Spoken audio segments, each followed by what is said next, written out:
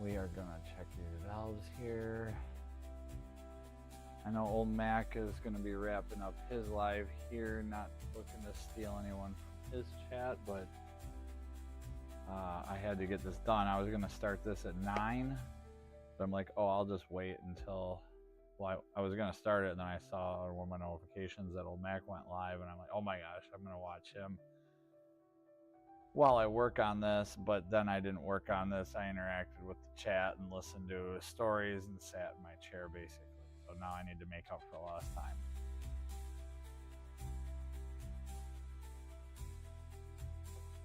So we'll see what happens, but we're gonna check these valves and see if they're tight or not.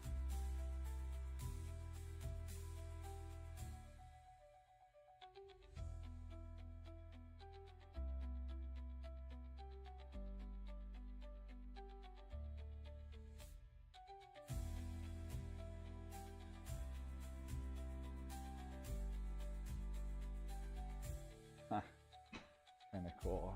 I wonder if I can put it to where I gotta find the feeler gauges yet, so those eyes on that cat.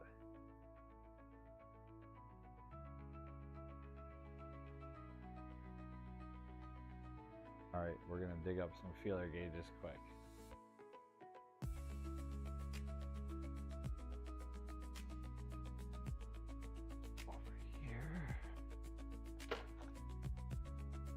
And sizes are over here,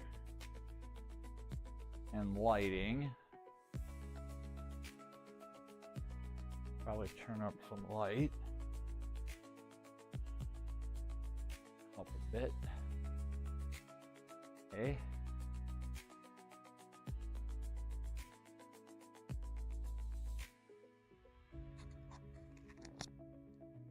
Ooh, sorry about that.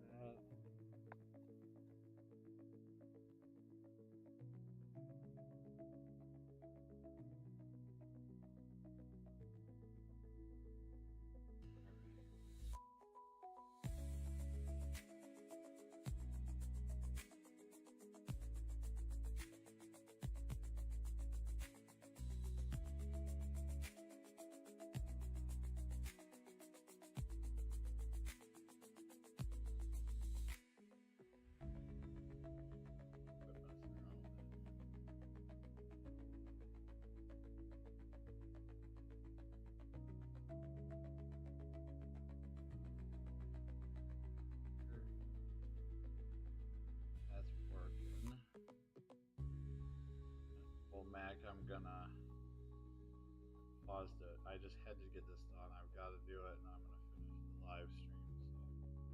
So hopefully, it's not like a dealio. That mine. Okay. Up. I don't know if my mic, how well it's picking me up, but I'm gonna get it closer here in case the client of this mean beast watches this. And I always refer to him as a client or a customer, but it's a friend of mine, and his name will leave out of it for reasons that, well, he may not want to be known. So you'll never find him. You'll never find him. All right, we're gonna get into some valve situational checks. Let's see what we got here. We'll get the lighting situated. There's just so much more room for everybody to see on this side. That's what we're gonna do here. Like I said, I'll take care of the lighting in un momento. Maybe. a sec. We'll get it dialed in a wee bit better here.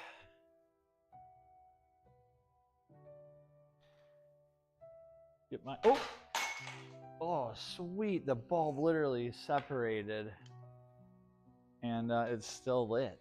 Huh? How is that happening? See if I can electrocute stuff.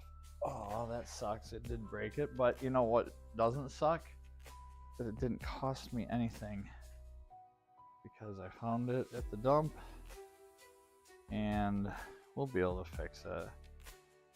Or just get a replacement part, or who knows, maybe next weekend there'll be 4 more ready to go. Shut that off. Bulb's not even hot. Screw it in here. A little bit more light.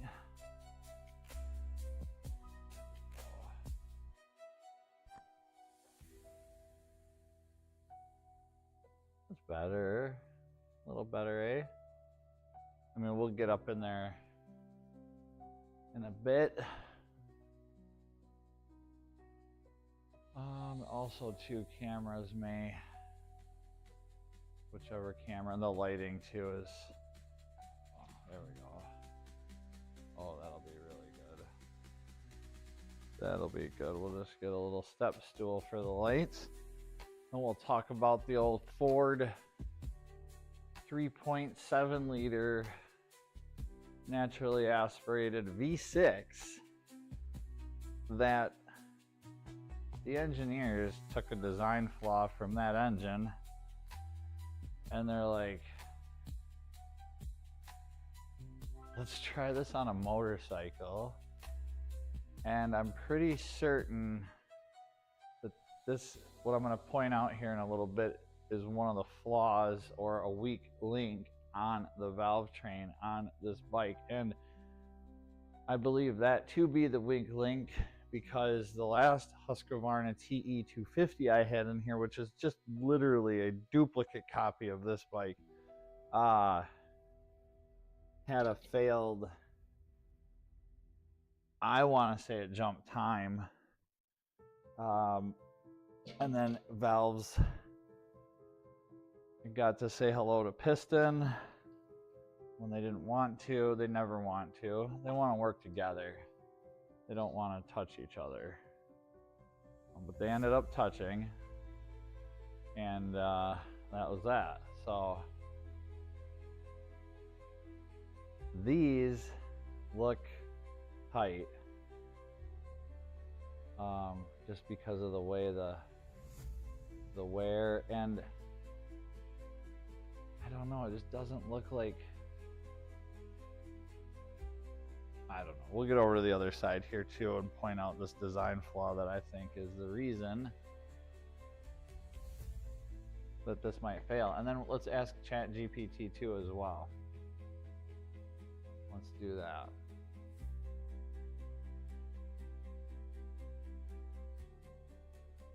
I'm going to do that right now. All right, ChatGPTs. We have a paid subscriptional membership to ChatGPT.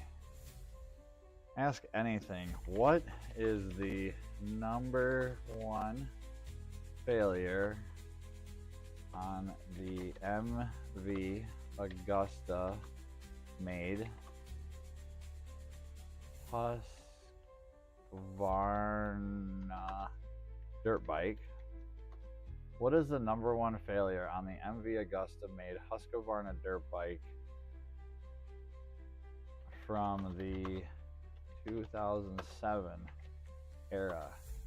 Be it a 250, 450, my 4 doesn't work there, 450, or 510, 4-stroke. Why do they fail? Question mark. Please take your time and dig deep. says. It didn't take any time. It's just spitting out an answer. The number one failure on the 2007 era MV Agusta era Husqvarna 4-stroke dirt bike, especially the TE250, TE450, and TE510 models, revolves around engine reliability, most notably known to valve train issues and top-end lubrication failure. Interesting. That's exactly what I was thinking when I looked at the design flaw. Here's a deep, well-researched breakdown of why they fail, what components are typically affected, and what makes this generation particularly problematic. Number 1, valve train oiling system design flaw. Root cause: poor oil circulation. The oil delivery to the top end, specifically to the camshaft bearings and valve train, is widely considered the Achilles heel of these engines. In some cases, this leads to catastrophic engine failure within 20 to 40 hours of use, even under normal engine riding conditions. That's not good. Top end oiling issues. The oil passageways in these engines were narrow and prone to clogging, especially if the oil wasn't changed often or if the bike sat for an extended period of time. Some models suffered from casting flaws. Interesting, because I could point out a million casting flaws on the exterior of this, or particularly blocked oil galleys, which were either factory QC issues or worsened by the use of improper oil or infrequent maintenance, which was the one that was brought to me. The TE250 was definitely lacking on the old maintenance. As a result, the camshaft journals and rockers would starve for oil, leading to premature wear, scoring, or even seizure of the camshaft. Valve train wear. The valve guides and seats would wear rapidly, especially on the 250 and 450 models, leading to loss of compression and hard starting. Titanium valves used in many of these bikes require meticulous maintenance. Even minor valve float or clearance issues could cause accelerated wear. Once the top end started to go, it often meant full rebuilds, which were costly due to Husqvarna's limited parts distribution at the time and still currently.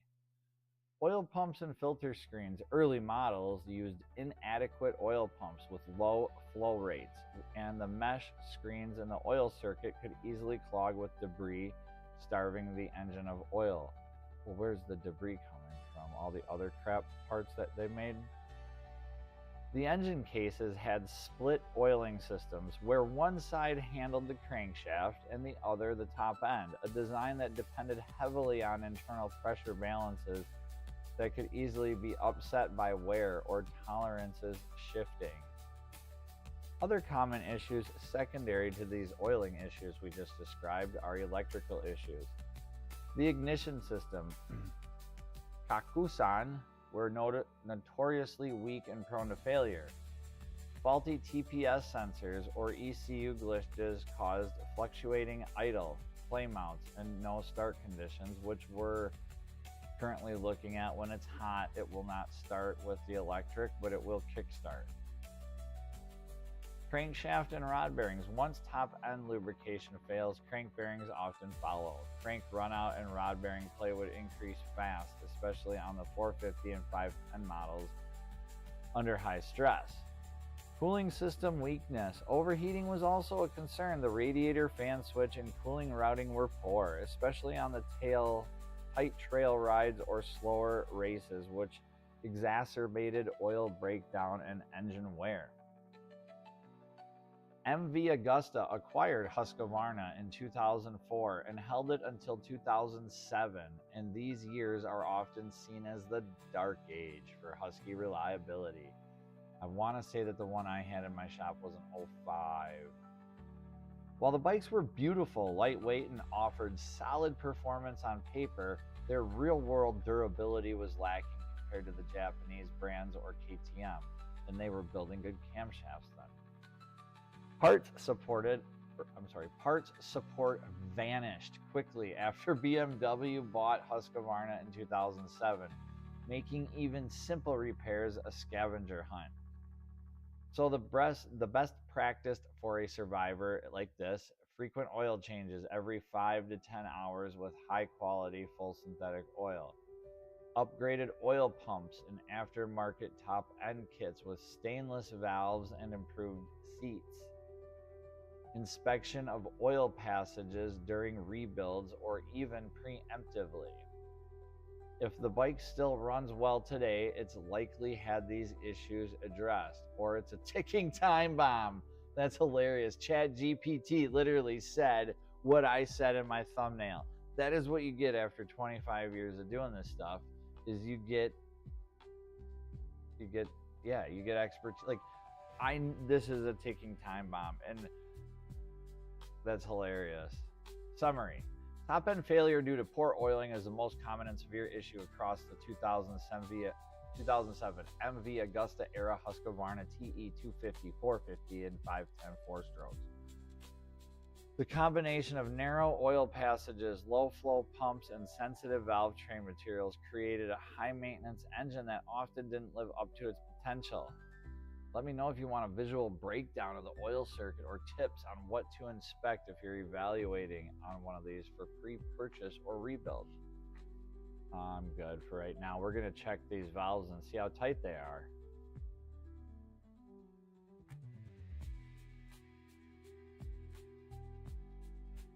And hopefully you're catching this, Chad. Oops, I said your name. That's okay. I won't let them know your last name. But oiling issues are a huge issue on this thing, apparently.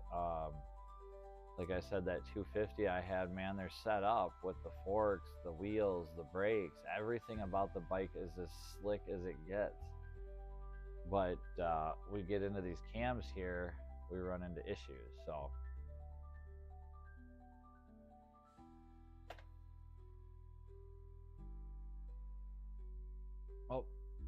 old Mac's still alive. Don't worry, I gotta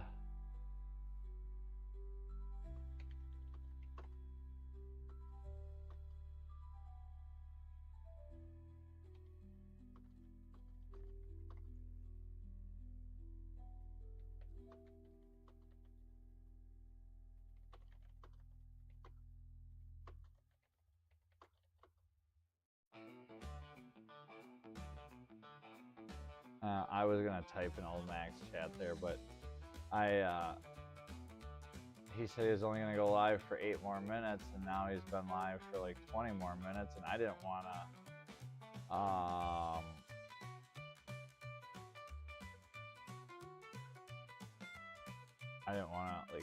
I wanted to say I love his chats.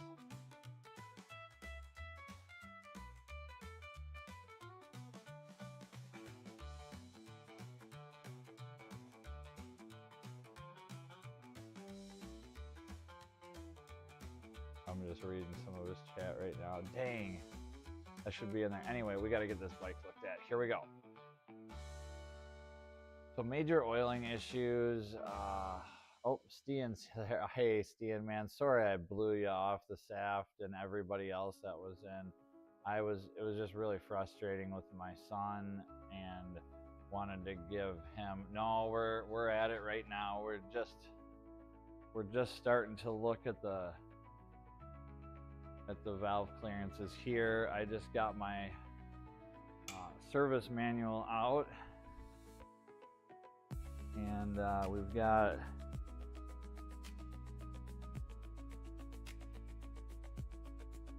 where was it? Right here. Check by means that the valve clearance is that for the intake and this for the exhaust. So we're gonna do that, and we're gonna check it. And I found out, if you wanted to, or that's probably really bright, but on ChatGPT, and so I had some assumptions, and I'm like, let's just ask Chat what's going on with this thing, why there's so many failures with this 2000, what was it, 4 or 3, 03 to 07 is when MV Agusta bought Husqvarna. I don't know about their yard edition, but at least their off-road edition, you know what I mean, the branch.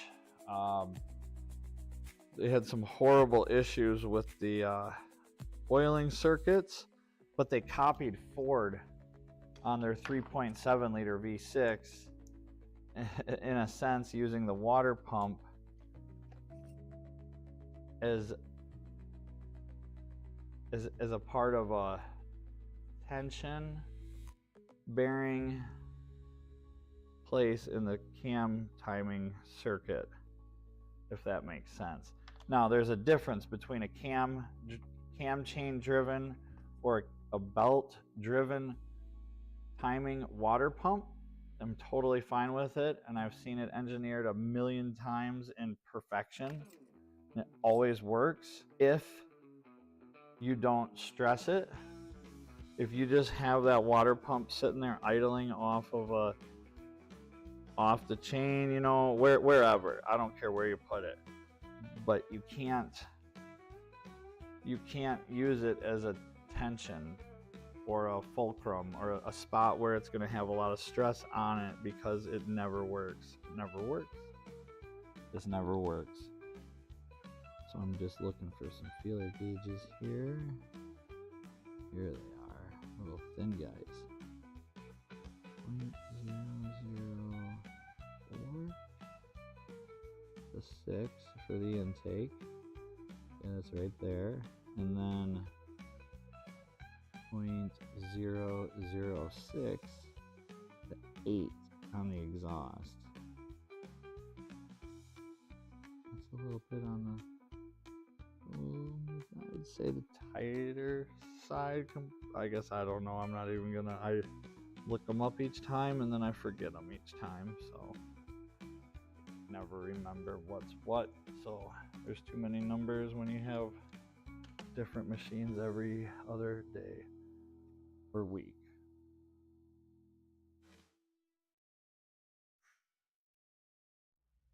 Alright, let's see here. Moving.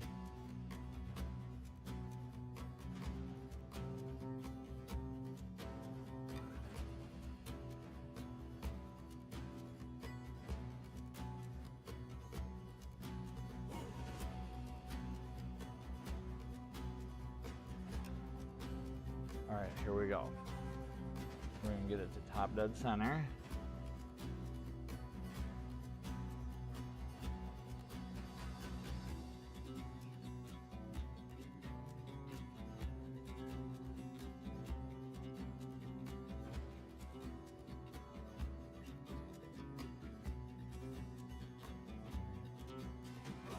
Hoping that would fit right down in there, but it won't, so we're going to grab something else to heal it, and then once we get close to the dots, it'll all line up. I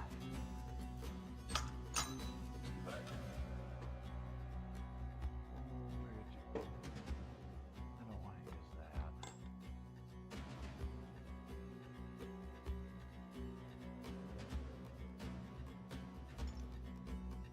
Generally, I would use something that's plastic, but this is very like,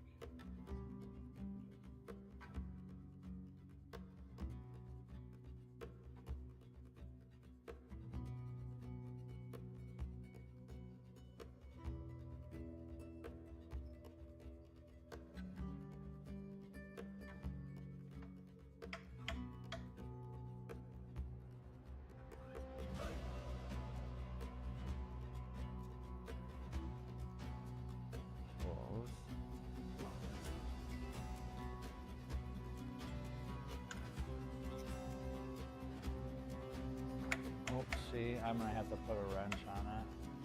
There's no, oh, maybe I will, right there.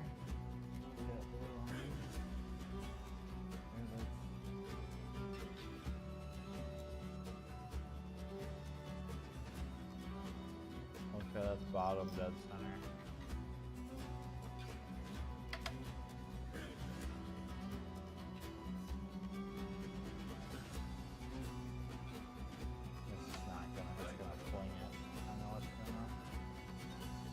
Yep, there it goes.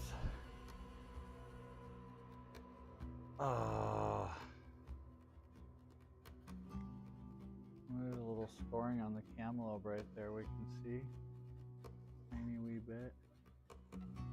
Oh, here's Rob coming home. Hear him. I wouldn't be able to make it to the window. Yeah. Tried roll starting his motorcycle down the hill, and I'm gonna try it one more time. And we could just go off the lobes too. That's generally what I always do, is just put the lobes in like right there, so we know these are at the highest point. The exhaust valves are gonna just start to open and push that exhaust out, and we can just see the cam and the profile as to where it is. But some people are weird about that and want it to be right where, you know, it's supposed to be, so to speak. But I'm not going to do that because I don't want to take off the ignition cover or the clutch, and I don't want to jack it up and put it into a higher gear and roll it over that way. And this is totally fine.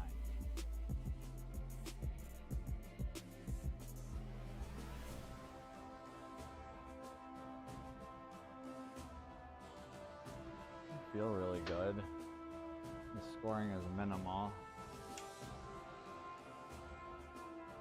Oh, let's get that shadow out of there. Come on.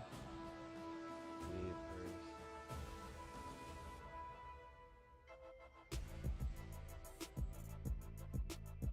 Just a tiny bit on that lobe.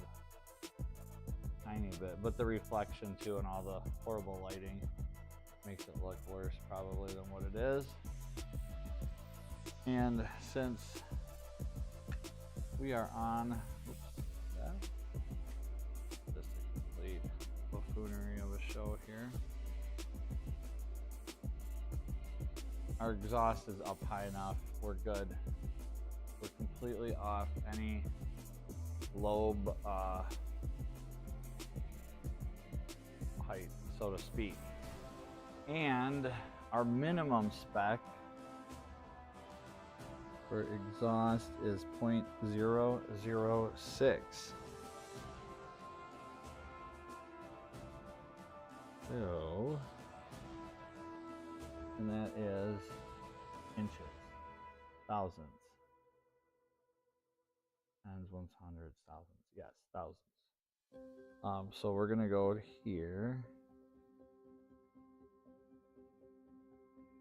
And I was looking at the wrong numbers, so I need to try this here, 0.005, which would be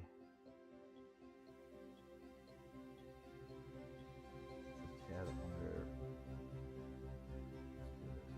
Okay, so right here's the minimum. 0.006 is the minimum for exhaust. So if it doesn't fit in this, it's too tight. So if this doesn't fit, it's too tight and we need to loosen it. If this does fit and it feels sloppy, we'll keep going up in size to try and get it to see exactly where it's at, so we just kind of know. Our goal, I wish I could get a better view for y'all.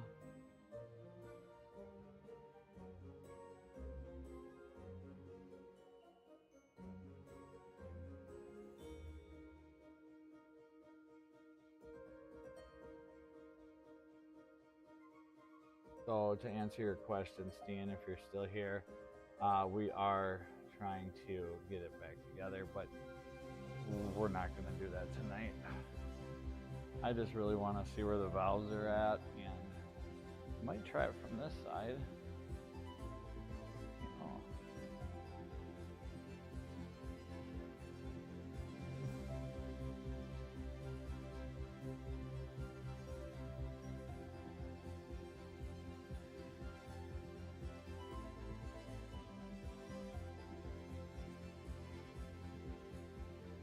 That one goes nice.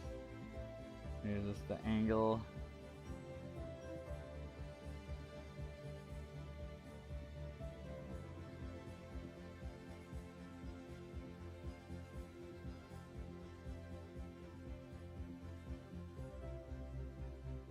That's definitely...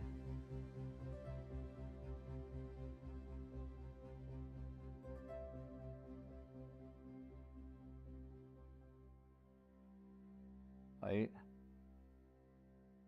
But we are maybe on the profile where it's just starting to come up. So to do this right, I'm not messing. I'm just gonna, it's gotta be 100% right for me.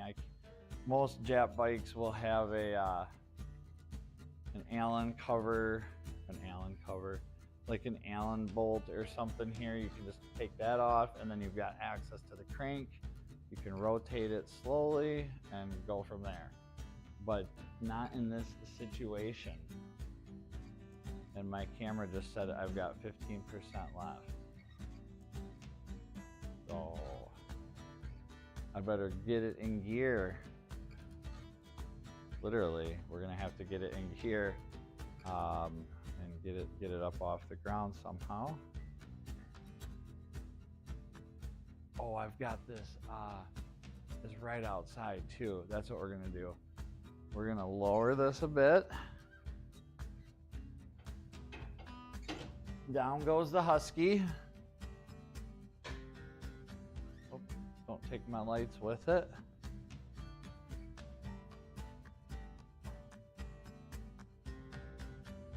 Down goes the Husky.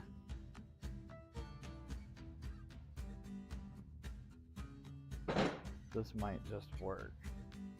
I'm gonna open the door, it might be really loud.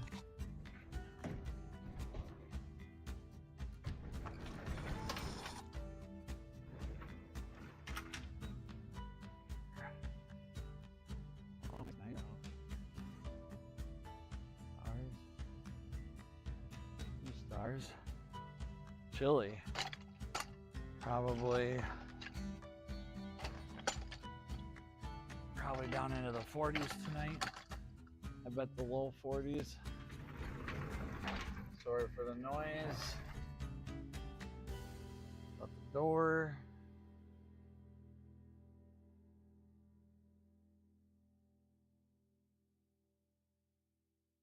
Hey, Angel.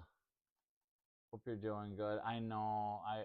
I was in old Max. I was gonna start mine at 9, and then I saw that he was live, so I'm like, I better wait. And I always want to listen to what old Mac has to say all the time.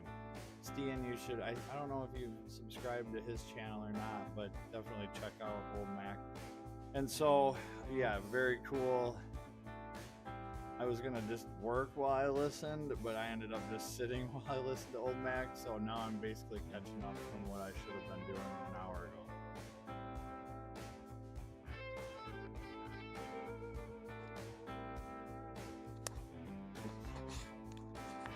We're trying some different mic stuff, and yeah, we got to get this bike up in the air, or at least the back end. And I thought this was gonna work because I just don't want to lift it. I could lift it, but I just don't want to. And I have this like human, I don't know what you'd call it, a little jack thingy, but it's not gonna reach. And I thought it would, but it's not gonna, so I'm not even gonna try.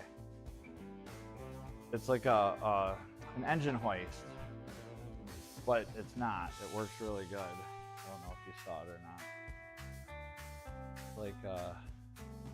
It's like an engine hoist, but it's made, I think, for humans. Either way, it's like brand new, and I found it at the dump. And I do have a real engine hoist that would reach, but I'm just gonna have to, just to save time, muscle it up quick and keep this show rolling. And the dirt bike stand that I would normally use is outside somewhere. This is gonna be interesting. Yep. Some of this out of the way. And this will go like there, and then I'll lift it up. Huh. Give ourselves a little slack.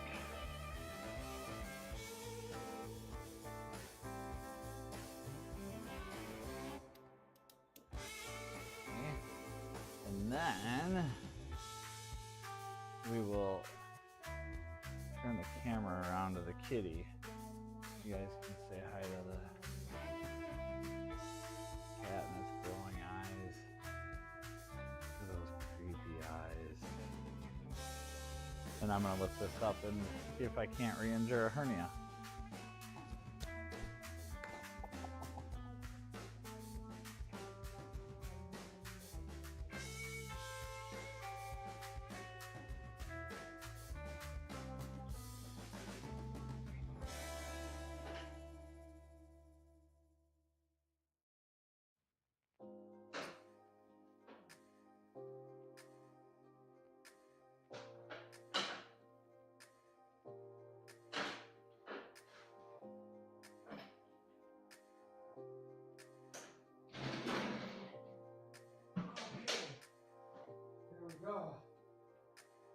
Dislocated at left shoulder and re-injured a few existing injuries, but nonetheless, here we are.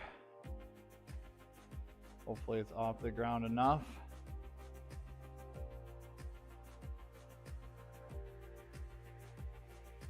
Yeah, we should be able to rotate it enough.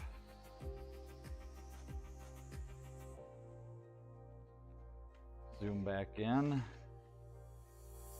so we can see our dots and cam locations. I'm not happy with how it was, and I just can't get it right with the Kickstarter.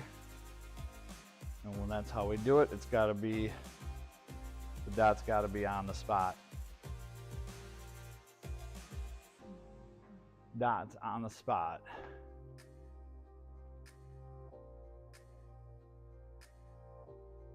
It was a good live stream. I always love hearing what old Mac has to say, and I can't imagine growing up around all those snakes. Like, Angel, you and I have, well, no, you're more, what do I want to say, east, western in Canada than I am even. You're kind of like you're like, was it east of Washington if you drew a line, if I'm being silly. I'm really bad geographically, but you're not just north of me in Wisconsin here, or east of me, so to speak, in Canada.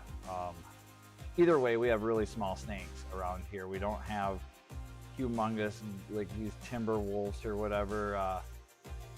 Yes, Western Canada, that's what I thought too. So maybe you do have you get into more of a, you might have some snakes, but the snake talk I love. I have garter snakes and little baby brown DK snakes here. And we have a very timid, friendly, interactive snake population that doesn't get big. I mean, it will, I just won't interact with those. Like, I'll see a little, we're talking small little DKs. If you look up a DK snake, or we found a red-sided garter snake last year. He was really cool. Yeah, so the garter snakes are a lot of fun. I love garter snakes.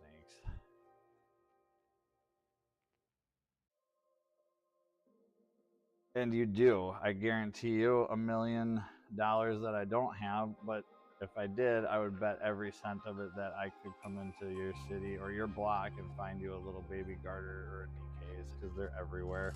Probably more ring necks and stuff along those lines, but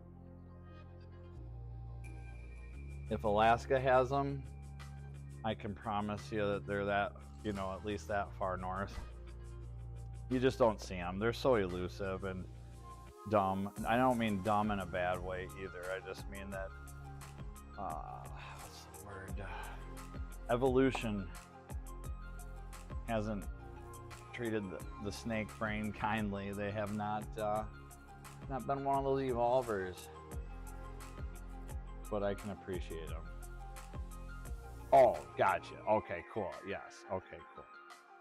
Yes, that is, to find a wild snake that's dangerous around here is really rare. We do have a few species that mimic a rattler, so they will rattle their tails, but you have to be a good at identifying them.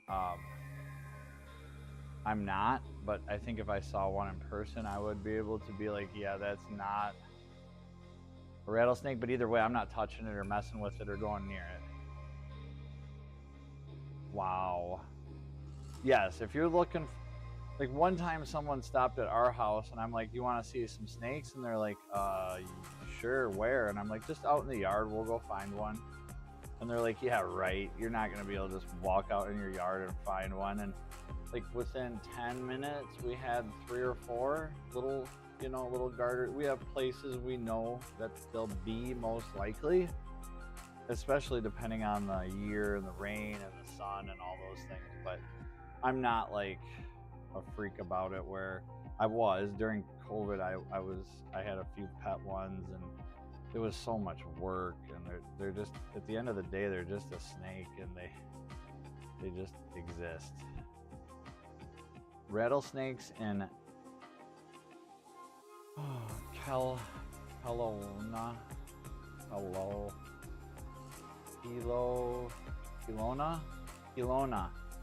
There are rattlesnakes in Kelowna area, 8 hours west of me, where the temps are higher for longer. Sure, yep, that's where they're gonna want to live. Also, Angel, before I forget, please, if you haven't, check out Destination Adventure's latest video. He got a KLR 650, and his whole video was like him road tripping around his house in his new area in Canada on his KLR 650. And he even met 2 dudes on adventure bikes while he was out. So I should post this little video of my son getting bit by a garter snake. I was scared that it was gonna bite me, so I told him to pick it up. He was like 6 years old. I don't mean to laugh because it was such a small snake, and I knew that if it did bite him, it wouldn't do anything. It wouldn't do anything. It wouldn't even puncture skin, most likely. He'll tell you that it did, but it didn't. But it did bite him, and I have it on video, and it's cute because it was so cute how it bit him, and he like didn't even react at all. Like my son was just like, Dad, it's biting me, and it was just hanging there biting him, and it was just a little garter. But they do inject venom, and they are venomous to everything other than us. They are poisonous to us in a certain sense that will get a bee sting effect from it. But yes, oh my gosh, I would not be touching anything with well, I guess garter, but vipers, European vipers. Is it possible to send me a link to his channel? Yeah, I'll just do it right here. I showed it to my mom. That's when I learned moms can scream. Oh my gosh, I can just imagine.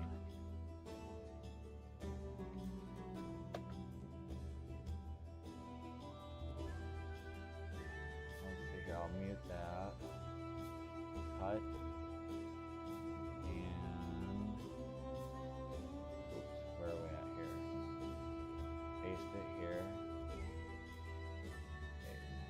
Do you know what part of Canada? Well, this, I believe in his opening, like you'll be able to figure it out within the first 5 minutes. Yeah, you just don't know those things at that age, Stan. When my son was about 6, I would say maybe 4 or 5, even younger. I said this in old Max live stream. He had one of those like little plastic kids lawnmowers, that make noise, and maybe, it's a little plastic kids push mower. He was sitting out in the yard all day. Well, come like bedtime, 7:30, 8 o'clock, I'm like, Bud, let's get in the house. And he's like, oh, I want to bring my mower in. It might rain. I'm like, that's cool, whatever. It's just a little plastic kids mower. It's just him and I. There's nobody else. Who cares? Bring it in. Yep, you can mow the living room. And he did. I either put him in the shower or after I put him to bed, I came walking out in the living room, and there was this huge snake on the floor, and I just walked past it. Now I remember the story better, because we used to have like one of those fake plastic snakes, And then I thought to myself when I got in the kitchen, I'm like, you know what? We haven't that snake I just walked past wasn't a toy. That was real. And I turned around and looked, and it was still sitting there, and it was real. So I just slowly walked over to the couch and grabbed a blanket and just tossed it over the snake. And then I just gently went around and kind of like scooped it into the blanket, walked outside, let it go. It could have been a pit viper. Like, I have no idea. Obviously it wasn't, but that was before I thought snakes were cool. And I certainly wasn't gonna extinguish it on my living room floor, even though now after 10 years you wouldn't have never noticed the difference. So I have no innate fear of snakes. I guess not. No, you don't. I do initially. Even if I saw a little baby one like slithering across the shop floor, I would jump. Not jump, but I would have a mouse effect for a second. Just the nature, I guess. And then I'd be like, oh, okay, that's what it is. Angel, I have seen his channel before I met you, but will admit that I don't watch him because he is not a moto channel. Happy to hear about the KLR video now. Yes, he is not a moto specific channel, no, but he is my number one. And I don't watch any moto channels. That's the thing, is the only moto related stuff I've ever watched has been Motobum's channel, and the morning show that they have is freaking amazing and addicting. And other than that, and like some of the links you'll post or share, I'll subscribe, and when they post a video, I'll check it out. But generally, I am not after motorcycle content on YouTube. Yeah, brag away. Brag it up.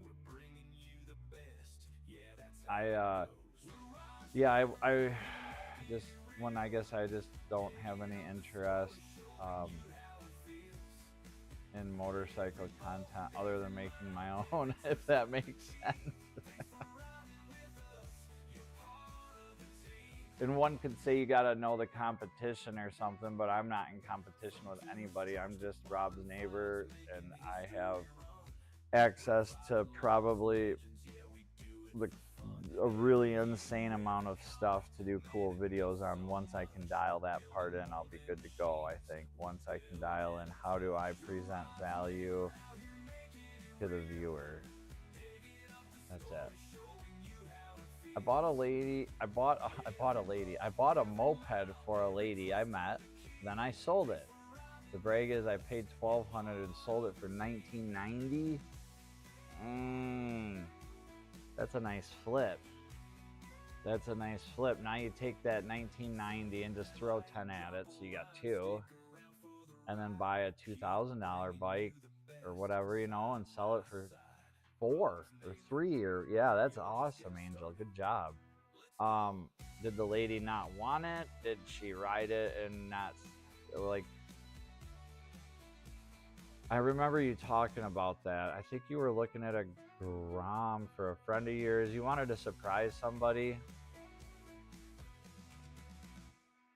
Let them ride it for the season or figure it out, but I think that was a motorcycle. So anyway, I need to get out of this chair and get away from that screen, and we're gonna put this in a gear. Second, we'll go third. Oh, that's so much nicer than the Kickstarter. We can just rotate it right to where top dead center. I don't want my head to be. Let's get this lowered. Move you there. Shadow. Oops. There we go.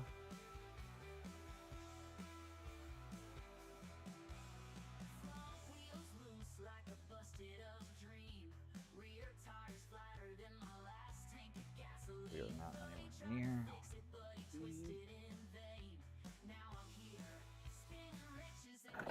Jeez, it's like turning over a locomotive.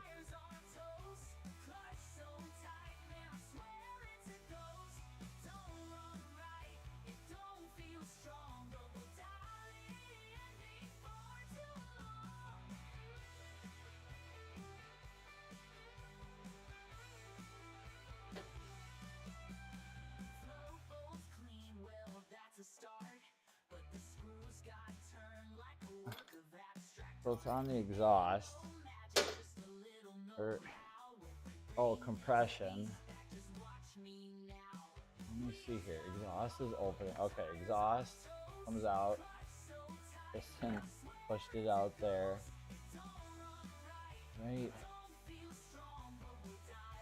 Right there is our dot.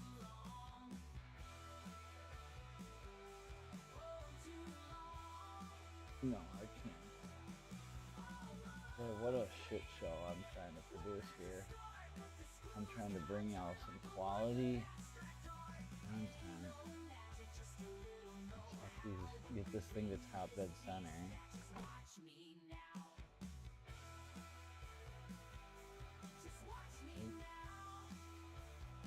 I don't like those. There we go.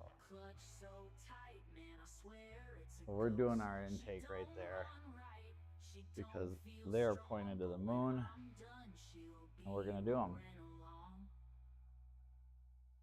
We're gonna do it right there. That's as far off of the lobe as they're ever gonna be. Oh, and there's our dot actually, and we can just check down in the, make sure that we are, oh, we're not even close.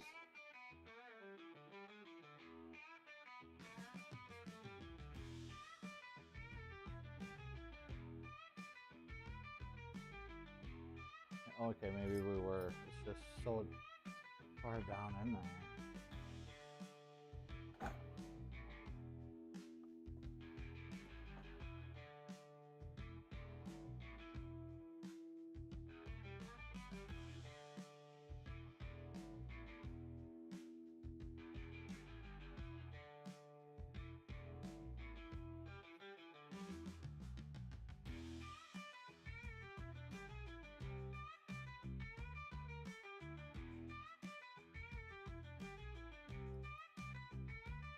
Oh, there we are. Okay.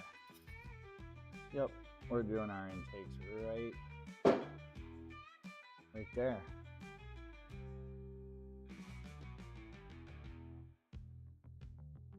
I only washed it and took some okay photos of it. I had plans to change the oil and filter plus buy a spare key, but I sold it before the lady got her class 7. Yes, that is the same story. Cool. I'm glad I remembered. I recently met this lady and we were becoming friends. She's about 34 and has never driven a car. In fact, she has no license at all. Wow. Well, props to you for helping her achieve that. Hopefully, you said you sold it before she got her class 7, so I'm guessing she's working on that and you'll still get something in the near future. I want one of those like little moped 3-wheelers that have like a shell around you for, I don't know what reason, but my neighbor's BMW sidecar is like that. It's like a spaceship where you're sitting inside of a complete enclosed dome, which is really neat. I gotta get that out. We gotta show that off. And it's a modern one too, like with a 6-cylinder, I'm guessing. But yeah, props to you, Angel. I feel that I can help her. I'm good at teaching riders, plus I know the market for motorcycles. Yes, you do.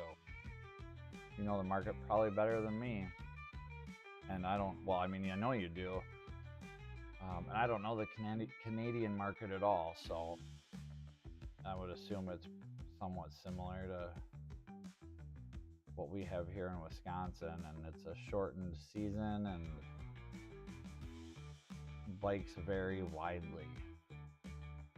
But I have never seen so many Africa twins as I have of recent time.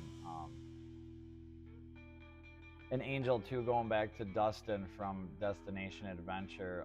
When I first started watching him, he probably had like 10, 15K subs.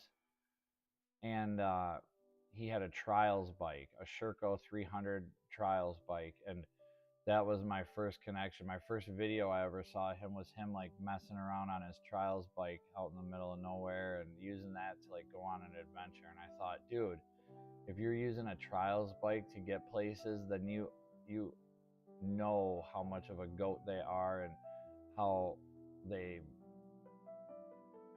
just hands down beat any adventure bike in an off-road excursion application.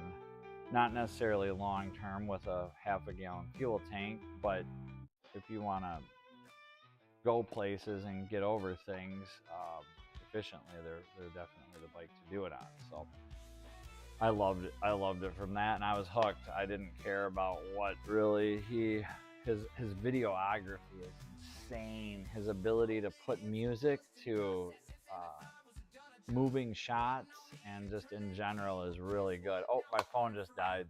We'll get you a camera here shortly. Hang on. We'll switch cam. Oh, it already did. Look at that. It did that automatically. Thank you, OBS. Hello, kitty. I should go see if there's some real kittens outside. We had a kitty have kittens. And then we'll check these valves. This is ridiculous. Why I shouldn't live stream. Nope. They're all sleeping.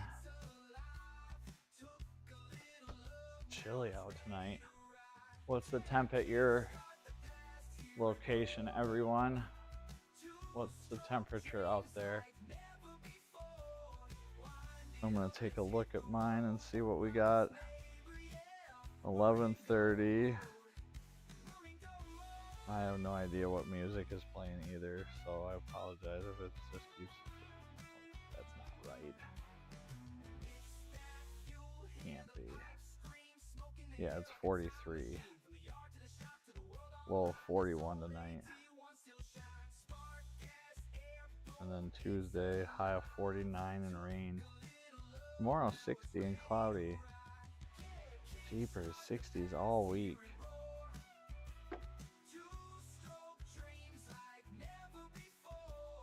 Since I had to borrow the $1,200 cash at about 10% interest while I was waiting for her to study, I posted it and sold it.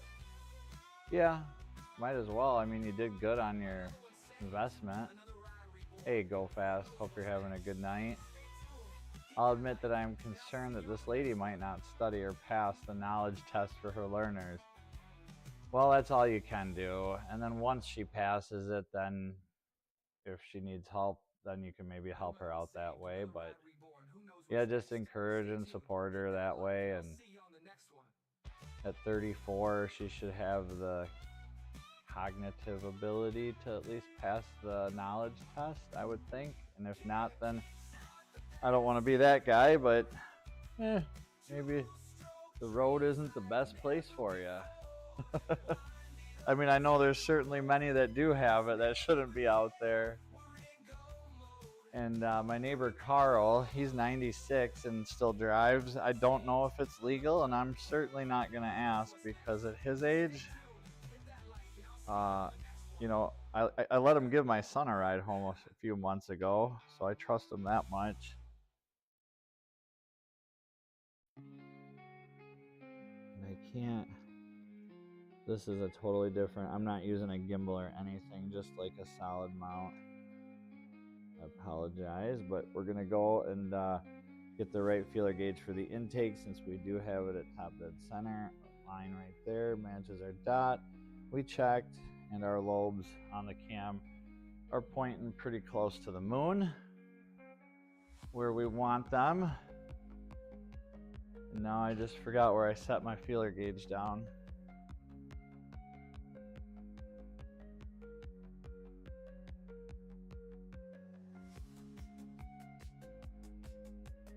Why would I sign on to obeying said laws when I really, really don't? Does he drive safely? If so, age doesn't matter. I honestly forgot what I was... Oh, we're talking about Angel's friend. I don't recommend it for other people. When my grandma was alive, she always told me this story that on the day she was supposed to take her her driving test, everybody in her family was busy, and you know, back then they probably only had the farm truck, you know, and the rest was tractors and horses. This would have been in the late 40s, early 50s. And so she drives the truck down to the courthouse on the square in the town I grew up in, and goes to the person, whoever, you know, however they did it then. And I think he was in a hurry or had double scheduled somebody that day. And he basically said to my grandma, her name was Frida, and he said, well, how did you get here? And she goes, well, I drove our truck. He goes, okay, you passed. And then just gave her driver's license right then and there, and she drove home, and that was it. Just so we're clear, she just needs to study for the most basic driving knowledge exam, i.e., example, what is a red light? LOL, right?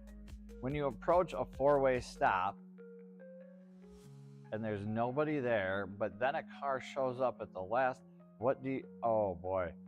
I hope they cover roundabouts and four-way stops. That's my biggest gripe right now is four-way stops. Oh.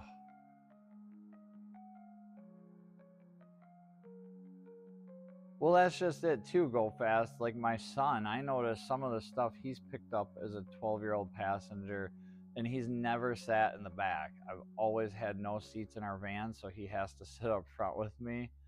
And I just disconnect the airbag, which when he was really little. Now I don't, because he's an adult, basically sized humanoid.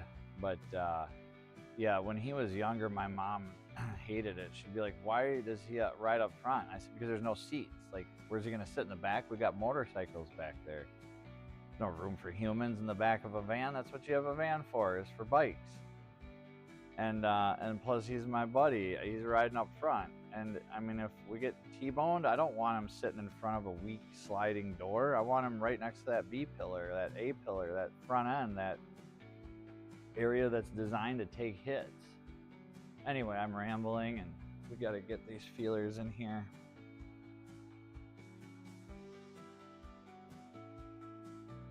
.004.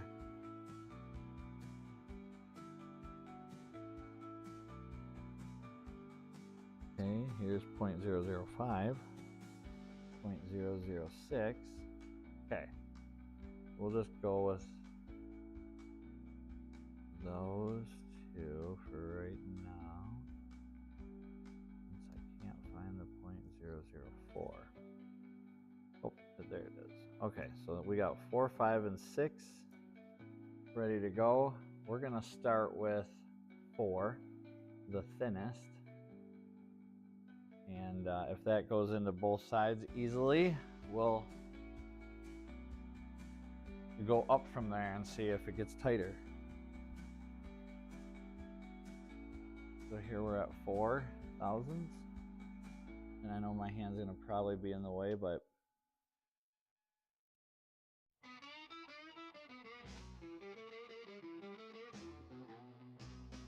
it goes nice there.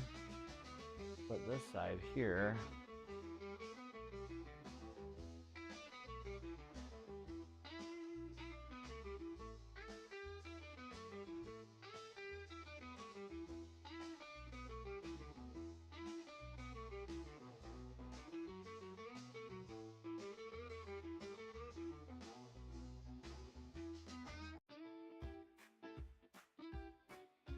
that's tight. 4 thousandths doesn't want to go in. So let's try 6 on this other side.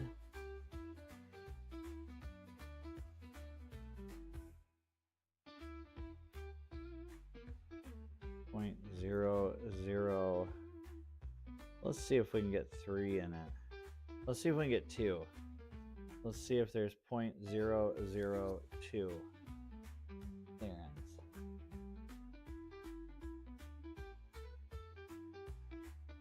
And there it is. Okay. And just for the heck of it, maybe there was just a little piece of debris, some debris in there. preventing us from getting our 4. So we'll just do that one more time for the heck of it. Here's our .004.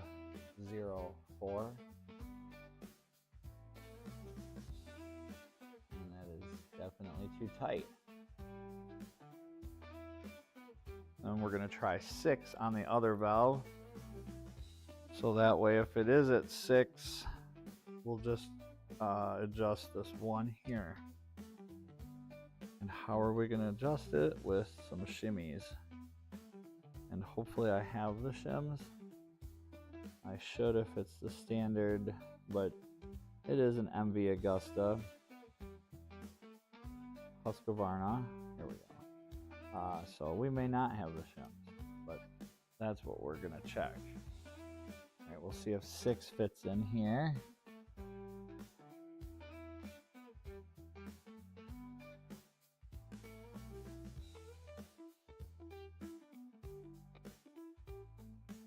That's a little tight. So we're going to loosen that up. We're going to loosen them both up.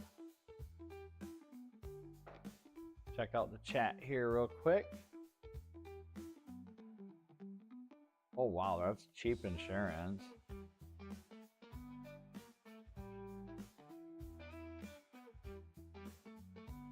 With a 50cc, you don't even need a road test.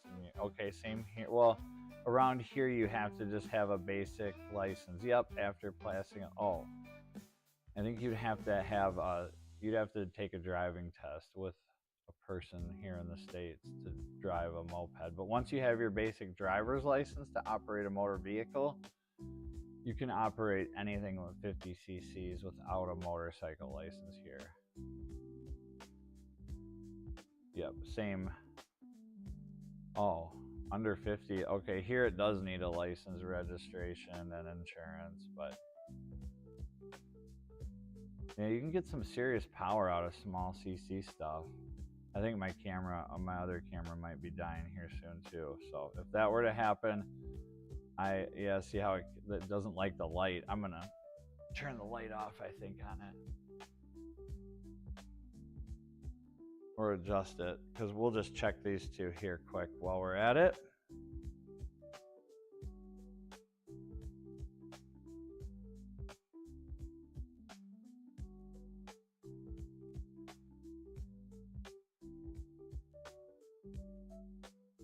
Exhaust is 0.006 to 0.008.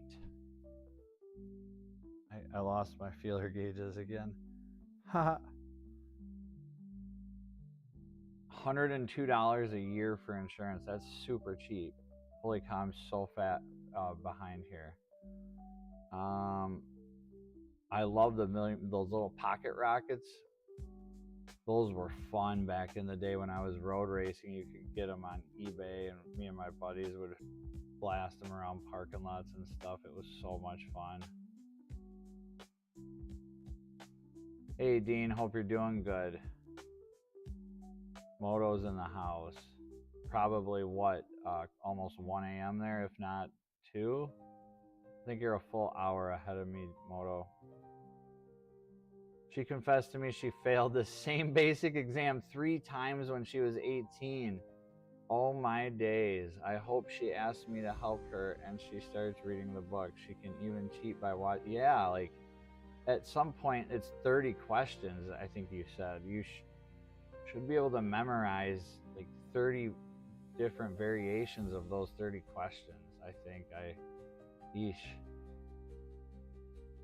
That's pretty, I mean, I wish her the best. I really do. She confessed to me. Okay, I think I read that. Yep.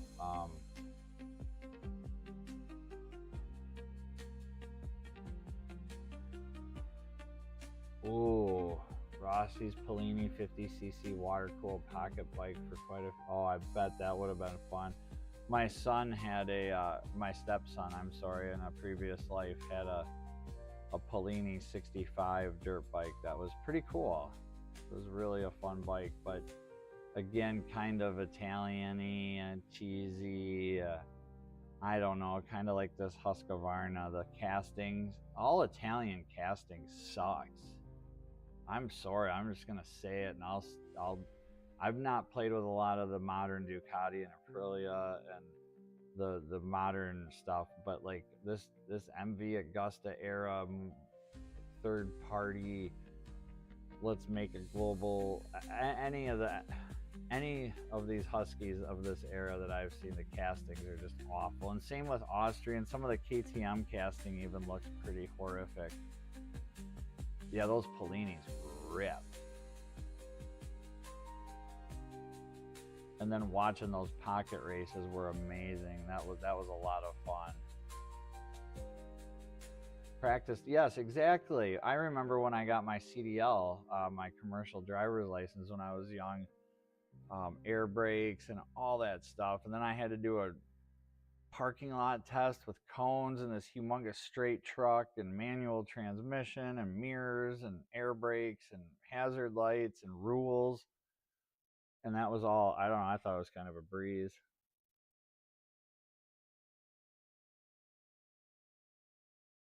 Yeah, this one had a 6-speed transmission with a wet clutch, radiator, liquid cooled. It was a, like a KX65, fit into those classes.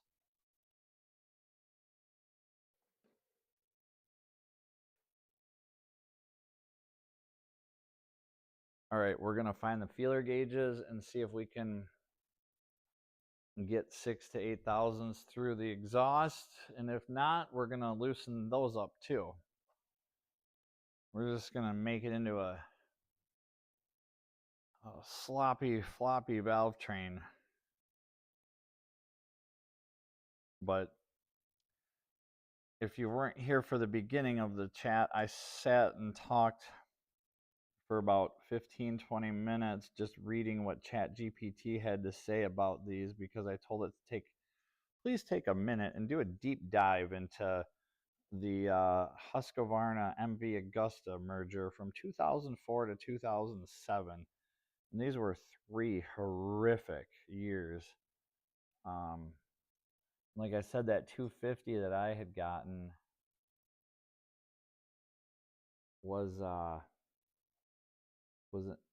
really nice bike. It was in pretty decent shape, but again, really, yep, there's nice. There's 6.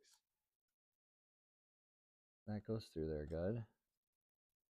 But not on that side. That side's a wee bit tight. So we're gonna pop those rockers off and see what kind of shims this thing has. Apparently it's not too big of a deal to do. I'm gonna write this stuff down quick here so I don't forget.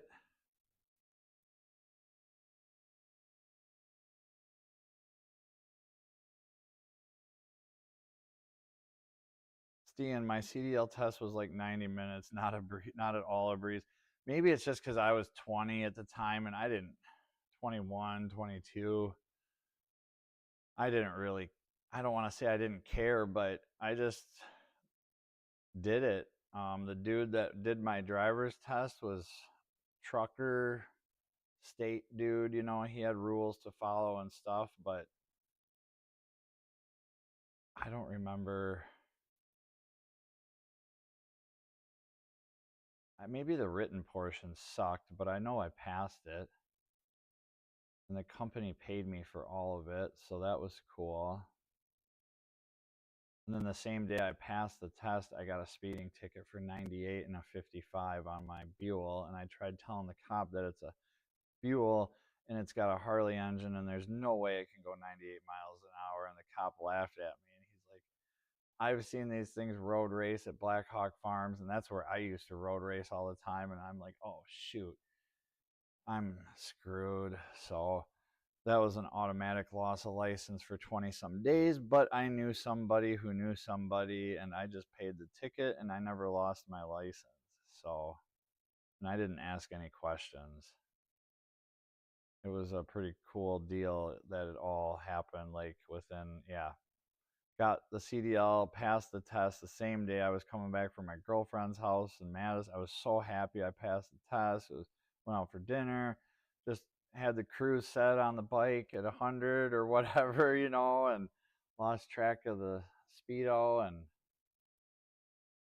yeah, back, well, see, I just did mine all in a big straight truck with air brakes. I did not get the certification for like big rigs and any materials of hazardous anything. So just whatever, a big straight truck with air brakes. That's what I took. Blackhawk, you probably remember when that certain privateer team was whooping Honda. Yeah, it might. Maybe. I raced from Arian. Are you talking about Arian? Well, that was Arian Racing, was Honda, but they weren't. I don't think they were sponsored. But anyway, I don't. If it's tell me the brand. 2004 to 10 with Honda's own bikes, just improved. Right? Yeah, exactly. That's whatever. Right? You just take their bikes and make them better, and then beat them at their own game. And then you get hopefully sponsored by the next year. Yeah, drop any questions here, Angel, and anybody else too, because I'm gonna dip over to this bike quick and write down some numbers so I don't forget, because I forget a lot. Well, no, I don't. I talk a lot, and then I forget what I say. So that is forgetting. But all right, we have our exhaust. That got 6. Tight. Intake. Let's see here. 4 was good. And then I think, what was our max on that one valve on the intake? We better double check. These are really supposedly easy rockers to pop off and access the shims. So with that being said, I'm kind of excited to try that at least once and see if I have the shims, so I can go to bed knowing that I do or I don't. And I know that 6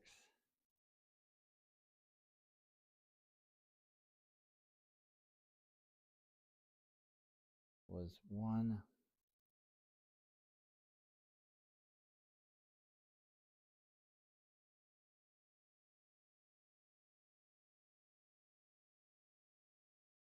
Okay, so those are too tight.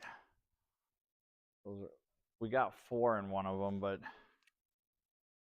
let's try that quick. That way I know how much exactly. I just heard some noises outside. Holy cow. That was like not a pleasant noise.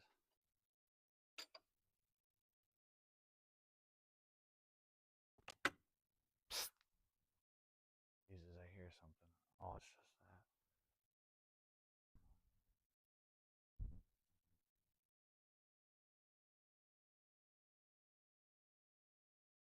that. In the middle of nowhere. Coyotes really get noisy some nights. And you wonder. I swear I've heard bobcats screaming too. Or, yeah, bobcats. We have had a few mountain lions on collars here as well. The DNR puts them on collars, and a few years ago I saw one on the highway that was perished. But I'm not worried when I walk to the house. I guess I've never ever been worried because I'm bigger than anything that lives here in Wisconsin and southern Wisconsin. And even if I were to startle like a black bear, which are so rare to even be this far south and pretty populated rural area, if that makes sense.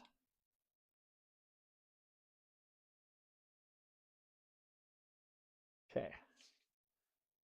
Wrote down our numbers. Let's see how these rockers pop out of here. looked really easy, and I watched a video, and I shows you in the book too.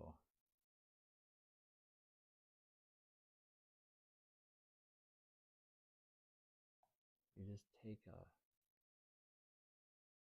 pick. There's that little tab on the rocker, and you just move it, and it moves. So I'm going to try that quick. Not before I check the chat.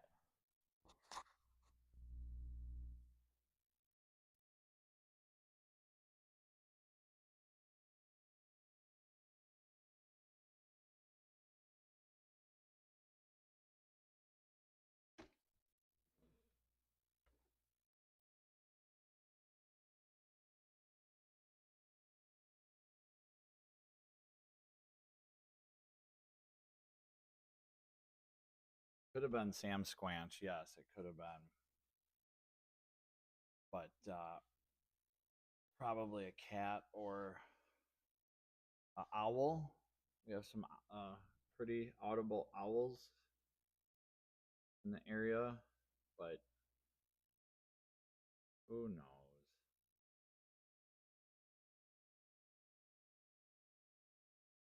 I have a few boomsticks that are pretty handy, but I don't usually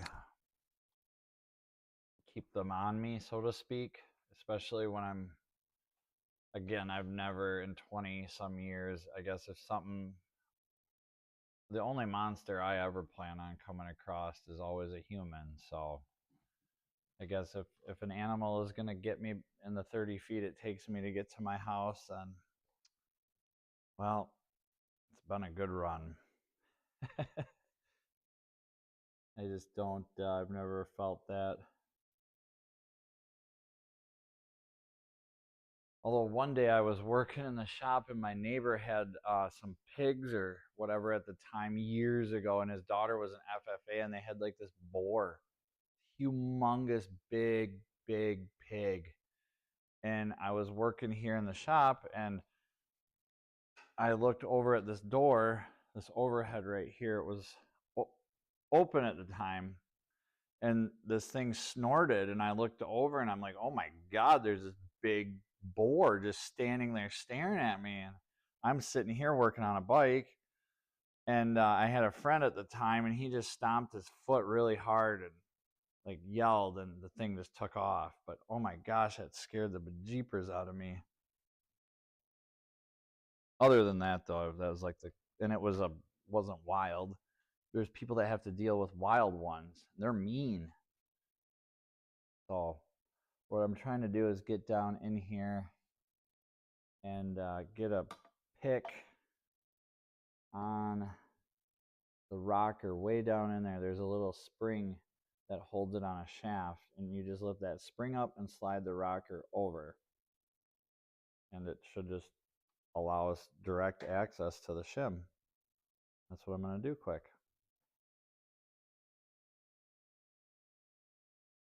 Oh, and the music stopped too. I'm going to put the music on quick and just take a 5-minute intermission and make sure my son is sound asleep. I hope he is. All right. Be right back.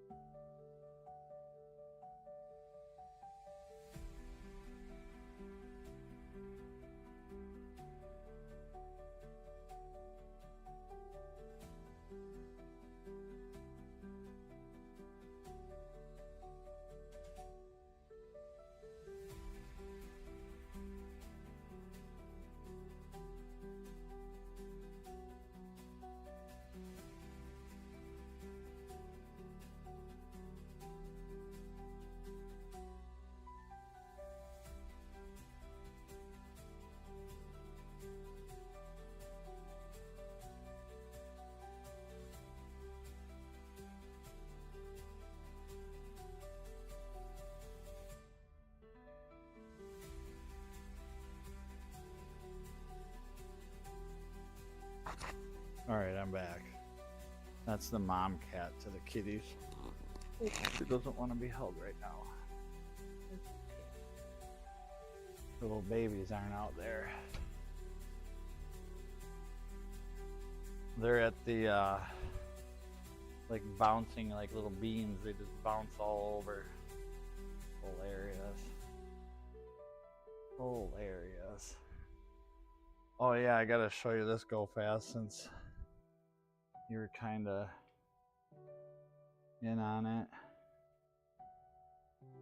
with the Perry, and I put a little LED light inside of this, and when you do that, I get my remote and change the colors. Really cool colors out of its eyes. What do we got here? Does Angel ask her question yet?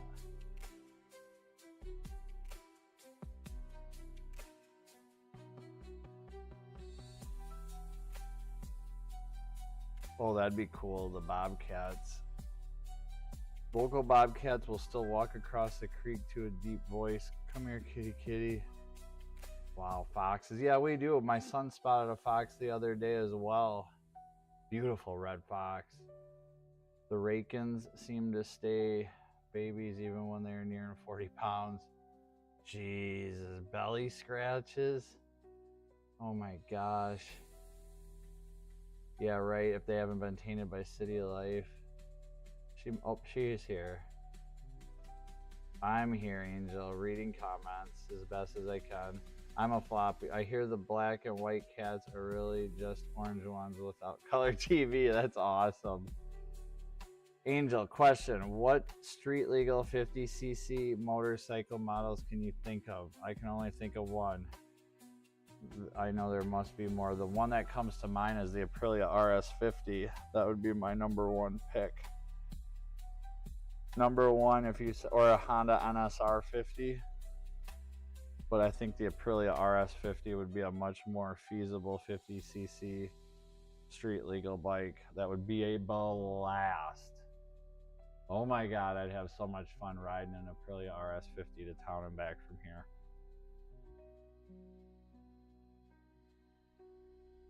But I think here in the States, like even a Suzuki Bergman 650 is considered a moped maybe because of the wheel size and blah, blah, blah. And you might not have to have a motorcycle license to ride the Bergman because of the moped classification, but maybe not because of its CC. In Wisconsin, it's a little weird that way, but yes, just a straight up 50cc motorcycle with gears. Oh, that's not a motorcycle because it says that I'm saying a 50cc motorcycle with gears, yes, but then right above it, I could only think of, yeah, a production Aprilia RS50 would be my perfect production motorcycle that you could probably get a lot easier in Canada than we could here in the States. But if you want a geared 50cc motorcycle, that's it. Get the Aprilia, or just spend a little bit more and get a Honda NSR 50.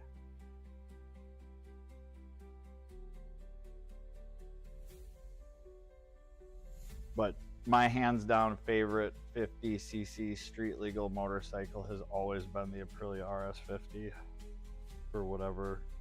Just the most adorable motorcycle in the world.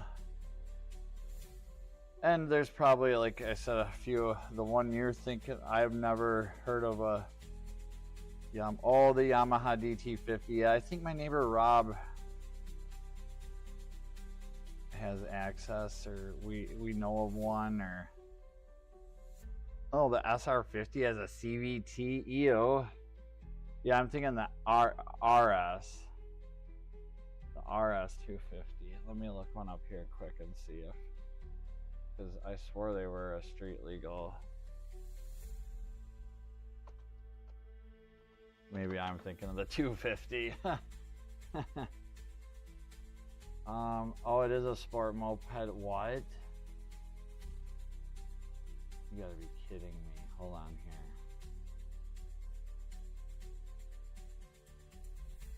It is a single cylinder, 2-stroke, liquid cooled, 50 cc. Performance. When de-restricted, can reach speeds of 65. Does not say anything about transmission. I always thought it would be a cute little 6-speed under there. And you're telling me that it's one of them. I just did a belt the other day on a 4-wheeler. Ew. So an RS50.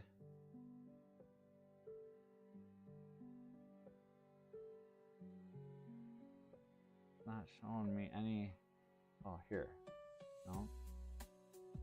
The SR is not the RS. So I'm just wondering what the RS, if the RS does have the transmission, because that is my top pick right there. Oh, what a good looking bike. Little baby exhaust coming out of there.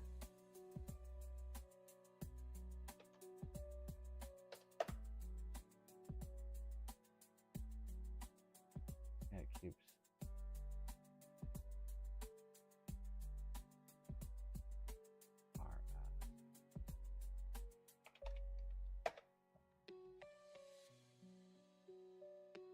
Yeah, wet clutch. Yeah, so the RS50 is a 6-speed. Yeah. 2005 RS50 AM6. Oh, this guy put an 80cc upgrade on it too. The Aprilia RS50 produced until 2005 is a sport moped. Again, it's saying the same thing. But not Angel. Let me come back over to here. I'm probably missing a bunch of chat. What is a Suzuki OR50? I don't know, honestly. Yeah, I don't know.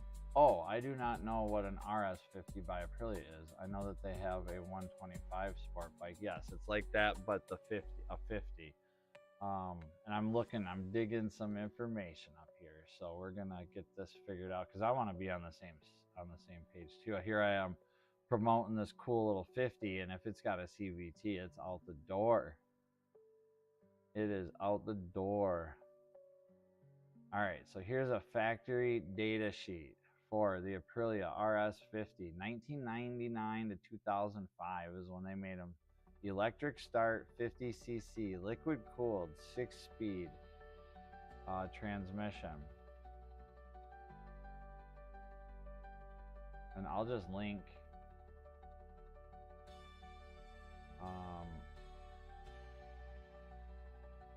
I'm just gonna link this this site here. I'm gonna cut it and I'm gonna paste it, and then I'm gonna hit send, and I'm gonna click on it to make sure.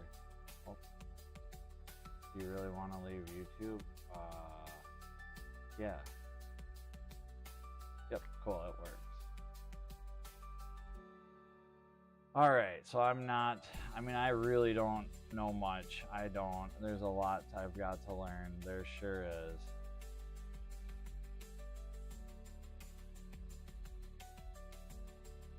Yeah, the GT50, that's what Rob has, I think. Or knows of one, or his dad has one, maybe.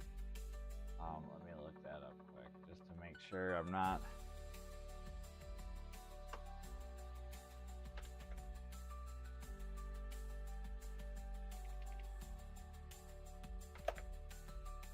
Oh, what a little doll. That's just like the DT and the AT with the little wire pipe protector. Oh, what a little cutie.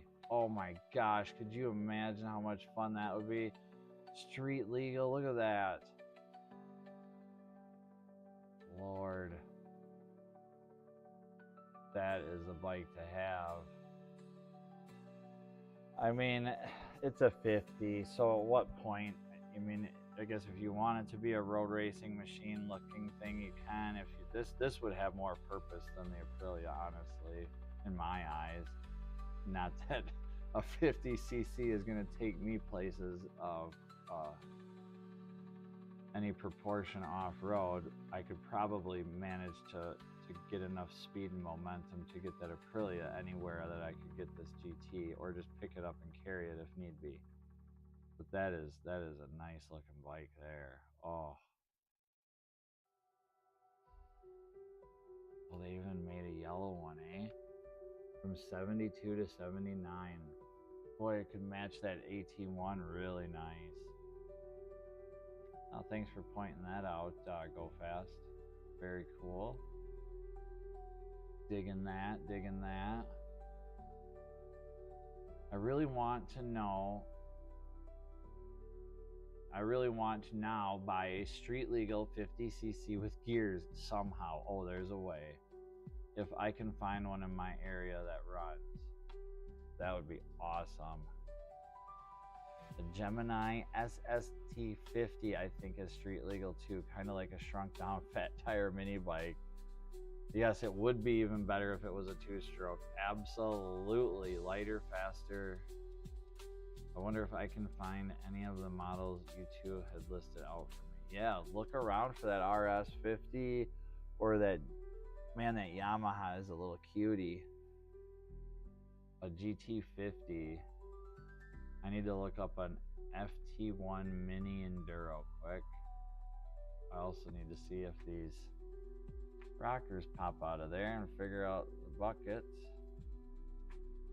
What was it? Yamaha. Let's see, where are we at here now? A FT1. FT1. Oh. So it's like literally a little itty bitty baby of the AT1. Oh my God. The fact that they sold a street legal 50cc bike in 1970 just blows my mind away. Why? I mean, just to get around town, it'd be perfect. Like the town I grew up in. Maybe clutch a little tiny wheelie by your buddies. Yank up on the bars, little tiny wheelie. That is something else. Angels on the Hunt. Let's get a multi-speed. It doesn't have to be a 6-speed. You can deal with 4 to 5, you know. That's awesome.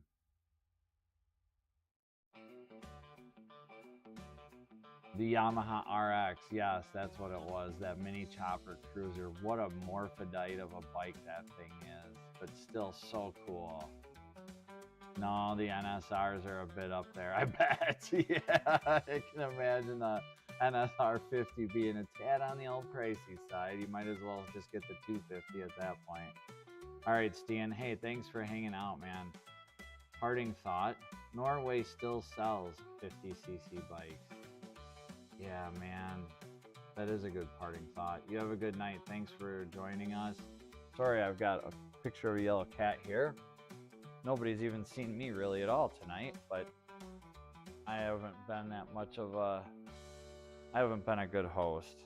I haven't been a very good host tonight at all today. I tried earlier with really good intentions, and things have just not been working out like they ought.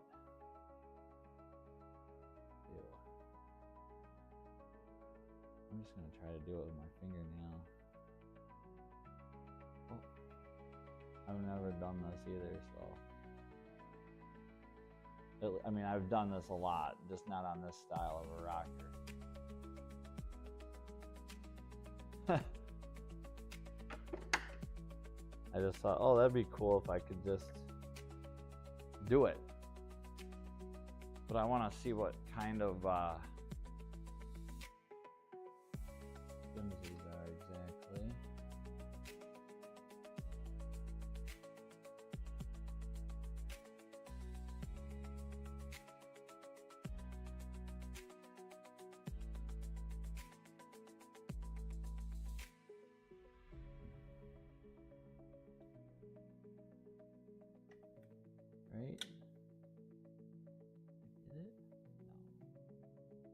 not going to be that easy for me. Are you serious? He is. He is an encyclopedia, Angel. Honda Sport 50. Ooh, the YSR, yes. I need to ask Rob in the morning. That's what I'm going to do. My neighbor Rob has a YSR 50 with an RD 350 motor stuffed in it. It's a bit of a Franken project, a Frankenstein, but nonetheless, it's really cool.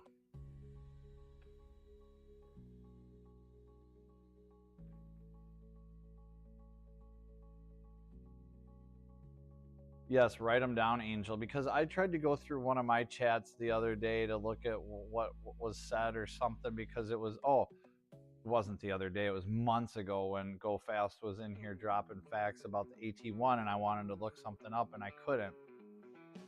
And I thought that a lot of times you can replay the live chat, but for whatever reason, I couldn't.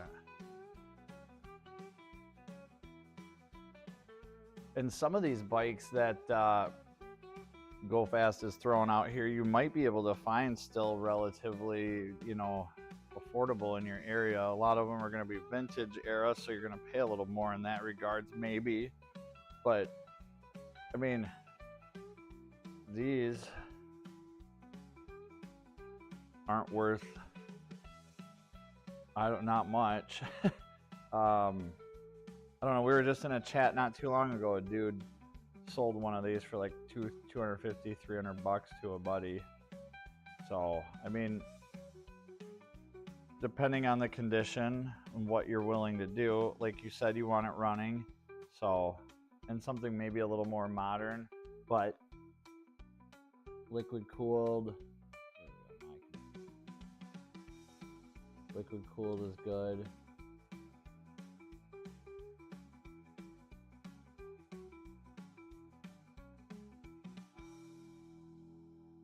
You just push up.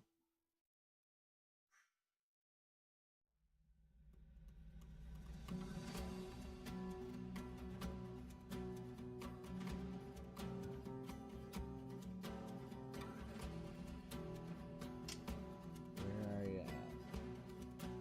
Get there and then the shade.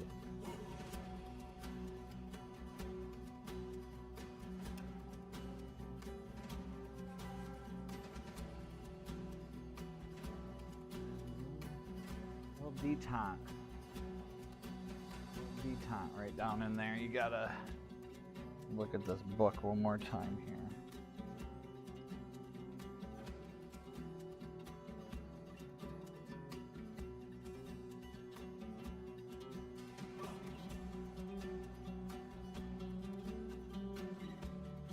Clip.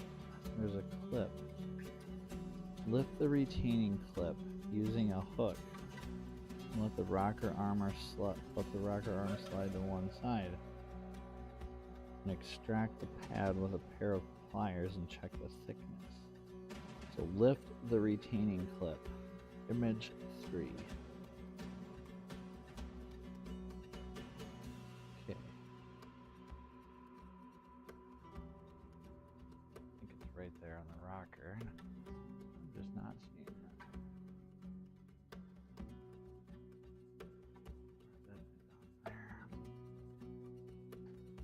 Sorry about that. Jeepers, Carrie. I want to get it like you can really see, but then I can't. I need to see. So, but the clip we're looking for is on the shaft, right by the rocker, way down in there. So, I don't have a good way to show you while I look. So I'm just gonna go in there.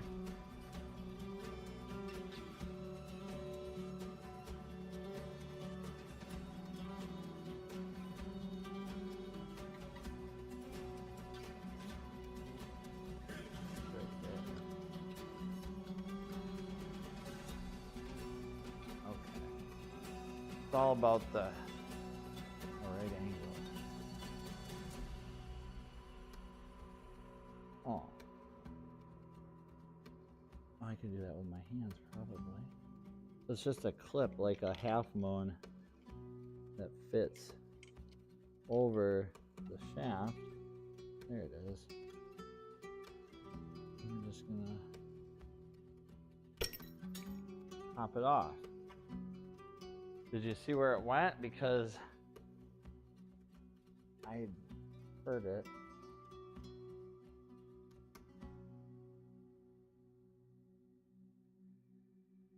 So it's just this like half moon deal that literally just goes right over the rocker shaft. Now we should be able to just reach in there. See that rocker? We're just gonna slide it. It's gonna fall. Oh no. That's fine. That's totally fine. But we don't want that little bucket sitting on top of our valve to fall. And that's what we're gonna sneak out right now. It says to use a pliers. I like a magnet, at least to extract. That way I can't drop it. Or if I do, I can blame it on the magnet. Generally. And that's over here. And while we're over here, we'll say hi to the chat.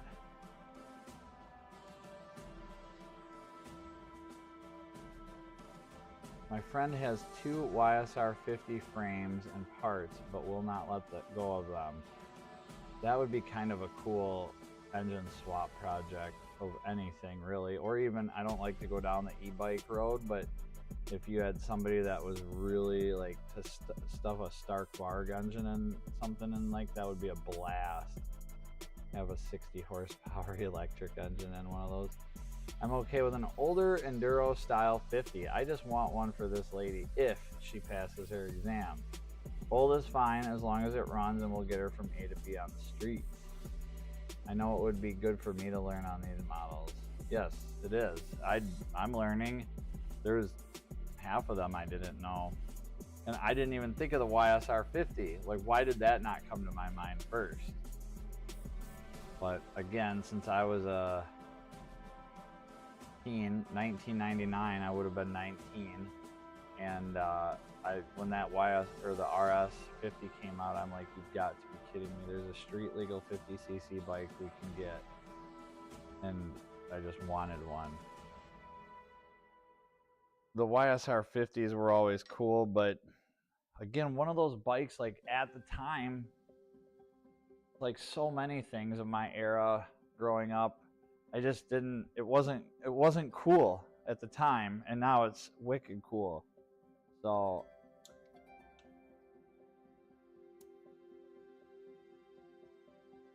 magnet just sucks it right out. Now we'll see what it says, if anything. Otherwise we got to get micrometers and reading utensils and thicknesses, and we got to do some math, but it's pretty easy math. I don't see any. Oh, there's a number 3, 5, 2, 6, 9. Again, we'll have to get some reading enhancers. But first off, I'm going to run in my other room over there through that door. I'm going to go through that door and grab my shim kit, and then I'll be right back. We'll see if we have shims for this. And until then, oh, I never changed the kitty's eyes. I can change the cat's eye color.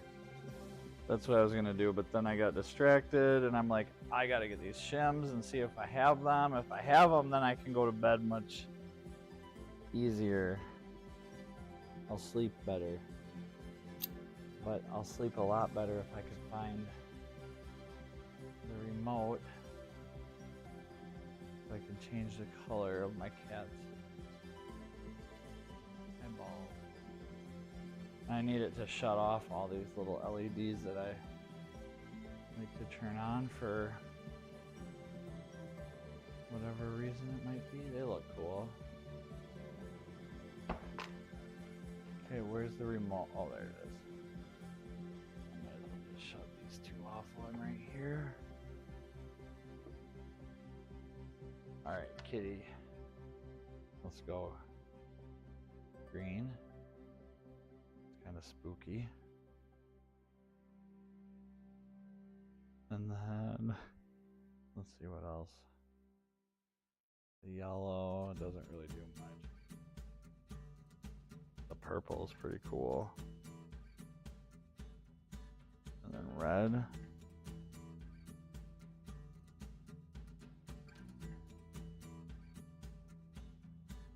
Wonder what strobe does.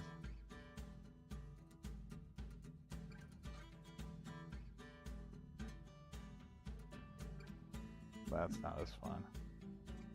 Ooh, the blue is cool. I like that. That's so funny. Anyway. I'm gonna put this up, and then I'm gonna come over to the light and say goodnight. And then, well, actually, I'll go over the chat first, or I'll. That's probably good. Decent. All right. Thank you, everyone, for joining me tonight. I appreciate it. I'll come over to the computer, read the chats. But, oh, I need to go check quick and see if I have the shims. You got to know, too. I got to know. We all got to know. So, let me grab a flashlight because I don't want to turn the lights on in that room. Otherwise, I got to walk all the way to the front of the shop, and that's another section. We should do a shop tour, and then I could show everybody all these little hidden rooms and stuff full of stuff. Hopefully I don't lose. Oh, they're right here. And on some stuff too. All right, shim kits. Boxes of shims. Actually, I don't think these are, oh, here's more. There's some sitting there. It's not those. I swear I just saw a bunch in there, but okay. My eyes are playing tricks on me.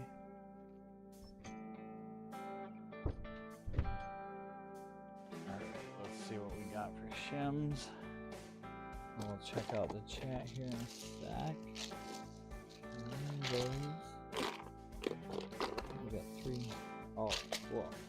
Alright, now take these ouch over here. God, that cat freaks me out every time I see it.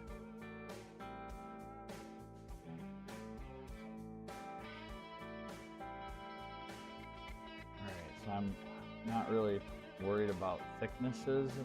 I have 3 sets of these. I'm just worried if they're the right size. Here's our little retainer. And here's our shim. Well, there's no light, I'm sorry. What kind of a show am I running here? Jeepers. Concert lights. Alright, so we're just gonna take one and see. Yes. Okay, cool. This set we're gonna be using.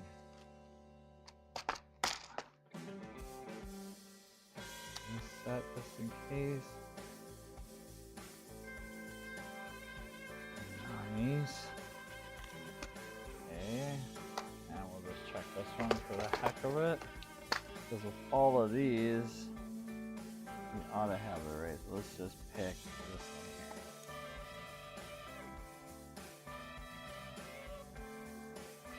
here. Nice.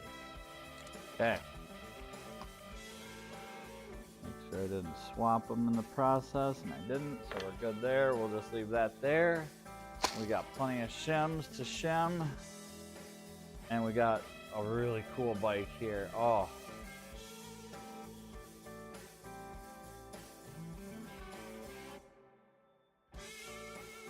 Ooh, the NR 750 or whatever, CC8, whatever it was, the oval piston. Single-sided swing arm. I always love the Interceptors and VFRs. When Honda came out with the NR, again, I was at that malleable age, formidable age, and I thought this was the coolest thing ever. And they are on too. Come on. Anybody that's gonna run air, like the ZX6s and the 7s and all the cool old, like that's the best. That's what I had on my SV650. I had a completely sealed air box, and I had air rams going in. It was sealed. Amazing. Worked really good. But if I could have an unlimited budget, this would be in the garage, maybe, probably not. I think there's probably only a handful of them that exist. So we've got a few other bikes, and I've got like hundreds of little models from when I was a youth. My dad got them, but anyway, thank you all for joining me and sticking around to see if we have shims. We're gonna be able to shim it, do some math. I will not be able to live. I won't be able to live stream my, well, I could do some of the, I might do a video on it, but I can't do math and talk and do all of that stuff while I try to think and do, I want it to be spot on and not make any mistakes. And there's only 4 valves to do, so it shouldn't take that long once we get it. All right, what do we got here? Thank you, Angel. I wouldn't have been able to dial the music in, so to speak, without your input, feedback, and help, so I really appreciate it. I really do. Thank you. It means a lot. It really does. I really thank you so much. I don't know if I was even in there, but hey, the thought. What do we got here? Old is fine as long as it runs. I like the blue too. Oh, the eyes, yes. Oh, that cat. Rob's neighbor smoked a big old doobie. Yeah, that cat, man, that is definitely from that era for sure. I'm hoping that Perry from 1975, we find out that this thing is worth a lot of money. That would be awesome.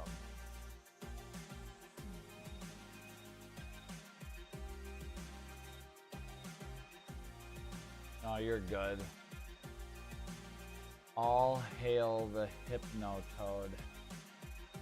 Hypnotoad. Oh boy, am I missing something? I'm slow. Doobie. Maybe maybe that's why I'm slow. Background music. Beyond calipers and micrometers, comparative measure. Yes, that's really what I'll use. Just a dial caliper and just numbers. Is this less than this? Yep. Okay, we'll put it in and check it with the feeler gauge, and it's all good to go. The finest of all measurements, comparative to known standard. Example, machinist gauge blocks. Exactly. Just a note, since I seen you digging in the shim assortment. Yes. Oh, yes, I appreciate that. Thank you. Just a note, yes. No, we'll do that with a fresh mind and get the caliper out and just get it done. But I'm glad I have the right diameter shims. That was my biggest. I knew I'll probably have the right thick. I know I'll have the right thicknesses. I just sometimes they're different widths, but thankfully they were together enough to be like, hey, if we're gonna build this bike and it's gonna blow up and not last, let's at least use the same shims as industry standard. Oh, Futurama had color shift. Oh, really? Interesting. I was, my neighbor Rob has a Road Toad, a 100cc. I don't know. It says something about Toad on the side of it, maybe. It's a Hodaka, maybe. A lot of maybes here right now, but we'll dial it in here. Go fast. I'll throw it in the chat before we go. It was green. It said Toad on the side. It's a 100cc 2-stroke. I think it says the Road Toad, maybe. Angel. I will probably settle for the Aprilia SR50 moped since it's a 2-stroke. I think the last one was the 2013 model. I know it's a CVT. Okay. Well, with that being said, you could always clutch it. I know they make clutches, and you know you can do a lot with a CVT. It's not the end of the world by any means. And that's just the best way to put it. It did, however, have the ability to hypnotize anyone making eye contact and speak through them, usually acting as ruler, a cartoon cutaway scene gag. That's awesome. Yes, the Hodaka made the Road Toad. That's what Rob has. Yep, he has one of those. Really similar in nature to the green machine there on the lift or the yellow AT. Just you know, a nice 100cc on-off road bike of that era, similar to probably the Suzuki TS and these here. But I mean to say that the last 2-stroke was 2013. Oh, okay, cool. And not cool that they went to 4 strokes, but yeah, some of these new 4-stroke mopeds are just awful. Oh, and I've got a Tao 200 ATV here that we're gonna do I should, they're not in a hurry for it, so I can we should do like a scheduled live stream or something one of these nights, because it's gonna be an epic, well, it's not epic, it's just so easy to make fun of. The Chinese quality, and you got me thinking of 4 strokes. That was the first thing that came to mind, Angel. I'm sorry. Correcto.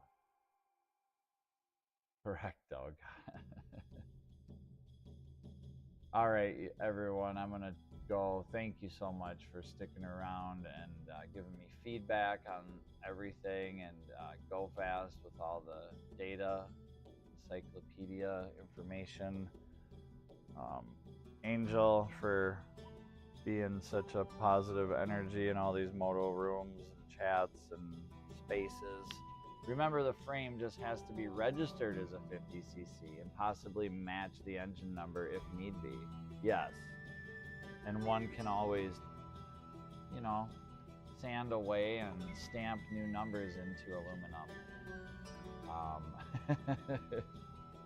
But Angel, I do just really too, I mean, I don't know how well I am on the camera here, but seriously, from the bottom of my heart, like when you turn me on to Moto's channel, like, I don't know, things in my life are really tough right now, even though I may not talk about it or portray it on the channel, so to speak.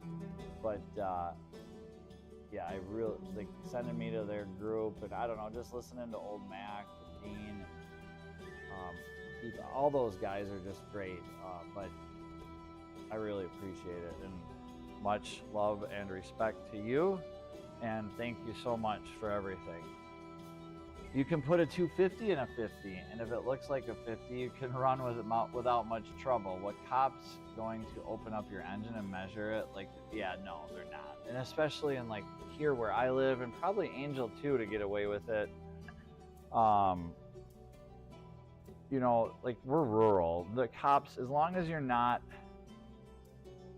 doing really crazy, stupid stuff around here, nobody cares. Nobody cares. Yep, nobody cares.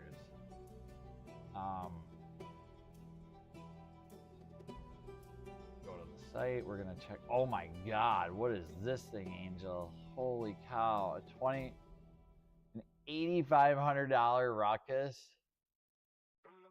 What is in this thing here? And it's only a 170 with a big bore kit. Yeesh. But it is still registered as a 59. So yeah, I mean, that's crazy. Oh my, other neighbor has one of these Honda Trail 70s in his living room, like in a. It's really cool. So anyway, 8,500 bucks. Holy cow! The stuff I could buy with 8,500 bucks. All these ruckus people get out of control with these builds. Single-sided, all those wheels, and oh my gosh, I'm looking at it now. Look at the clutch; it's all wide open like that.